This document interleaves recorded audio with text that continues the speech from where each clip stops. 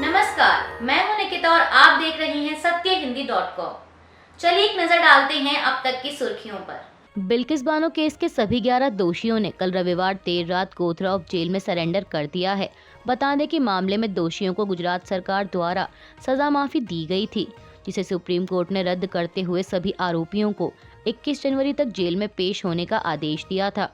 स्थानीय अपराध शाखा निरीक्षक NL देसाई के समाचार एजेंसी PTI को बताया कि सभी 11 दोषियों ने रविवार देर रात जेल अधिकारियों के सामने सरेंडर कर दिया। गौरतलब है कि 2002 गोधरा दंगों के दौरान 21 वर्षीय गर्भवती बिल्किस बानो के साथ गैंगरेप किया गया था और इतना ही नहीं, आरोपियों ने उनके परिवार के सदस्यों को भी मार डाला था। इनमें बिल्किस की 3 साल की बेटी भी शामिल थी। भारतवासियों का 500 साल का लंबा इंतजार आज खत्म हो जाएगा। आज सोमवार 22 जनवरी को अयोध्या के राम मंदिर में रामलला की प्राण प्रतिष्ठा की जाएगी। वहीं खास बात यह है कि प्राण प्रतिष्ठा के शुभ मुहूर्त के लिए सिर्फ 84 सेकंड का समय है। ये वह समय होगा जब सभी ग्रह अनुकूल होंगे। मीडिया रिपोर्ट्स के मुताबिक समारोह दोपहर 12:20 पर शुरू होगा और उम्मीद है कि दोपहर 1 बजे तक चलेगा। इसके बाद प्रधानमंत्री मोदी कार्यक्रम स्थल पर 8000 लोगों की जनसभा को संबोधित करेंगे। बता दें कि 506 मेहमानों के साथ एक ई लिस्ट बनाई गई है, जिसमें बड़े नेता, उद्योगपति, अभिनेता, राजनयिक, जजों और अन्य हाई प्रोफाइल लोगों को रखा गया है। अयोध्या में आज 22 जनवरी को होने जा रहे भव्य कार्यक्रम के मद्देनजर सुरक्षा की भी कड़ी व्यवस्था की गई है। समाचार एजेंसी PTI के मुताबिक पहली बार अयोध्या की सुरक्षा में आर्टिफिशियल इंटेलिजेंस यानी AI की मदद ली जाएगी और आसमान में ड्रोन से भी सुरक्षा निगरानी होगी। साथ ही 10,000 से अधिक CCTV कैमरे इंस्टॉल किए गए हैं, जो चप्पे चप्पे पर नजर रखने में मदद करेंगे। इसके अलावा करीब 11,000 सुरक्षा कर्मियों की तैनाती होगी, जिसमें राज्य पुलिस के साथ केंद्रीय बल के जवान भी तैनात हैं।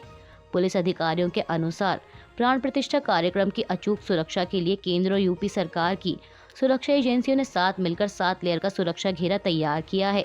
पहले घेरे में SPG के कमांडो होंगे, जिनके हाथ में अत्याधुनिक हथियार होंगे। दूसरे घेरे में NSG के जवान, तीसरे घेरे में IPS अधिकारी सुरक्षा की जिम्मेदारी संभालेंगे।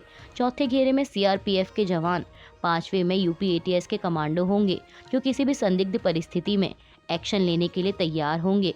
वहीं छठे घेरे में IB और 7वें घेरे में स्थानीय पुलिस के जवानों की फौज खड़ी होगी। राष्ट्रपति द्रौपदी मुर्मू ने प्राण प्रतिष्ठा कार्यक्रम की शुभकामनाएं देते हुए कल रविवार को प्रधानमंत्री मोदी को एक पत्र लिखा है। राष्ट्रपति ने लिखा कि आपकी अयोध्या धाम की यात्रा के इस पावन अवसर पर मैं आपको अपनी हार्दिक शुभकामनाएं प्रेषित करती हूँ। अयोध्या धाम में प्रभु श्री राम के भव्य मंदिर के उद्घाटन से जुड़े देशव्यापी उत्सवों के वातावरण में भारत की चिरंतन आत्मा की उन्मुक्त अभिव्यक्ति दिखाई देती है।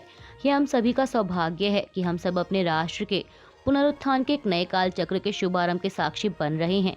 उन्होंने लिखा कि प्रभु श्री राम हमारी भारत भूमि के सर्वोत्तम आयामों का प्रतीक हैं। वस्तुतः वे पूरी मानवता के सर्वोत्कृष्ट पक्षों के प्रतीक हैं। मेरी प्रार्थना है कि प्रभु श्री राम विश्व समुदाय को सही मार्ग पर ले जाएं। वे सभी के जीवन में सुख और शांति का संचार करें।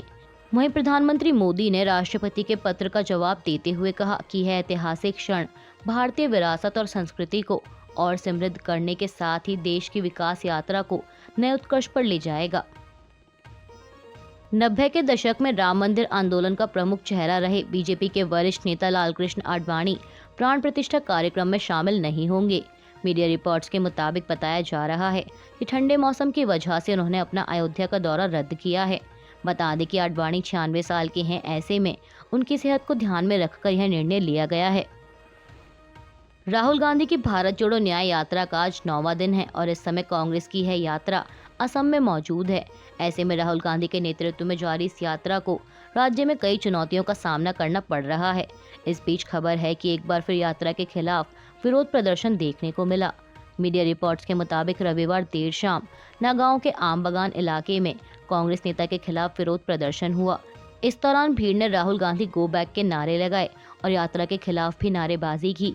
इस घटना का एक वीडियो भी सामने आया है, जिसमें राहुल गांधी एक दुकान में नजर आ रहे हैं और दुकान के बाहर भारी संख्या में लोग मौजूद हैं। लोगों ने हाथ में पोस्टर और बैनर लिए हुए हैं और कांग्रेस नेता के खिलाफ नारेबाजी कर रहे हैं। इसके बाद सुरक्षाकर्मी राहुल गांधी को वहां से लेकर चले गए। बता दें कि इससे पहले पार्टी महासचिव जयराम रमेश की कार पर हमले और यात्रा के दौरान बीजेपी कार्यकर्ताओं द्वारा बस रोके जाने का भी मामला सामने आया था।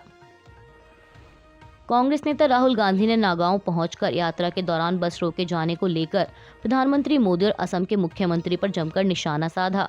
उन्होंने कहा कि यहां से 2-3 किलोमीटर पहले 20-25 बीजेपी कार्यकर्ता डंडा लेकर हमारी बस के सामने आ गए और जब मैं बस से बाहर आया तो वे भाग गए। उन्हें लगता है कि कांग्रेस बीजेपी और आरएसएस से डर गई है, लेकिन वे सपना देख रहे हैं। कांग्रेस नेता ने कहा कि वे जितने चाहें उतने पोस्टर फाड़ें, हमें कोई फर्क नहीं पड़ता। हम किसी से नहीं डरते। हम ना तो पीएम मोदी से डरते हैं और ना ही यहाँ के मुख्यमंत्री से डरते हैं। असम में कांग्रेस की यात्रा के खिलाफ हो रहे विरोध और हमलों को लेकर कांग्रेस महासचिव केसी वेणुगोपाल ने राज्य के मुख्यमंत्री हेमंत बिस्वा शर्मा और भाजपा की आलोचना की है। कांग्रेस नेता ने असम सीएम पर आरोप लगाते हुए कहा कि असम में यात्रा के प्रवेश के बाद से देश के सबसे भ्रष्ट सीएम अपने गुंडों का इस्तेमाल कर हमारे काफिले, नेताओं और संपत्तियों को नुकसान पहुंचा रहे हैं। उन्होंने कहा कि यह गंभीर मामला है और हर भारतीय को इसे गंभीरता से लेना चाहिए। ये घटनाएं भाजपा की फासीवाद और गुंडागर्दी को उजागर करती हैं। केसी वेणुगोपाल ने आगे कहा कि राज्य में यात्रा पर हो रहे हमलों के विरोध में आज शाम पूरे भारत के पीसीसी और डीसीसी बड़े पैमाने पर विरोध प्रदर्शन करेंगे। हम विरोध प्रदर्शन के माध्यम से जनता को बताएंगे कि पीएम मोदी के नेतृत्व वाली असम की भाजपा सरकार लोकतंत्र की हत्या कर रही है। न्याय के लिए हमारी लड़ाई जारी रहेगी।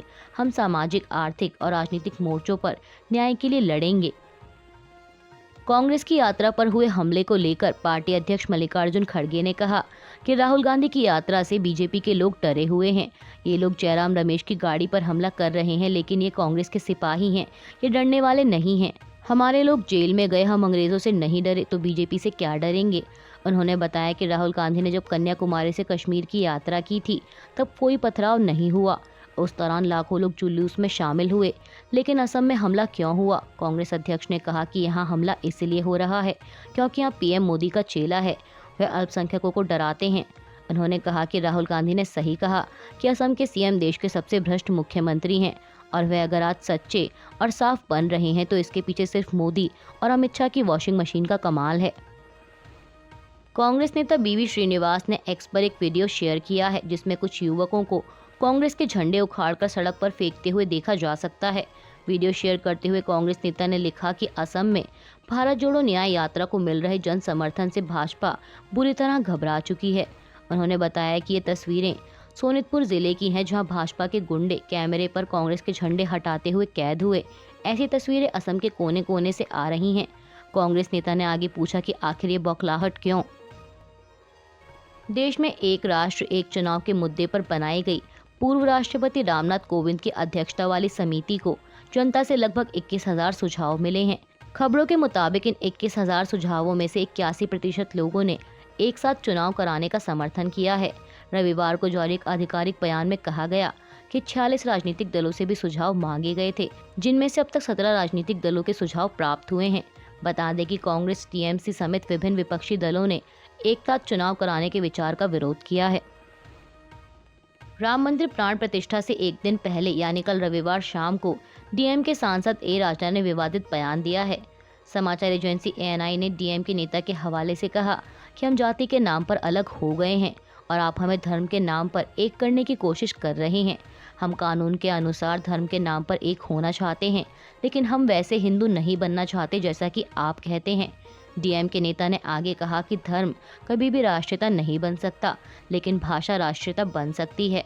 उन्होंने कहा कि हमें हिंदू राष्ट्रवाद नहीं चाहिए, हमें द्रविड़ राष्ट्रवाद और तमिल राष्ट्रवाद की आवश्यकता है। डीएमके सांसद ने बीजेपी पर तंज कसते हुए आगे कहा कि वह एक हिंदू राष्ट्र चाहती है। आज वे हिंदू राष्ट्र की बात करते हैं। पहले धर्म के नाम पर कोई राष्ट्र नहीं था। पाकिस्तान भारत से अलग हो गया क्योंकि सावरकर ने कहा कि यह एक हिंदू राष्ट्र है। इसलिए जिन्ना ने कहा था कि वे एक इस्लामिक राष्ट्र चाहते हैं और भारत से अलग हो गए।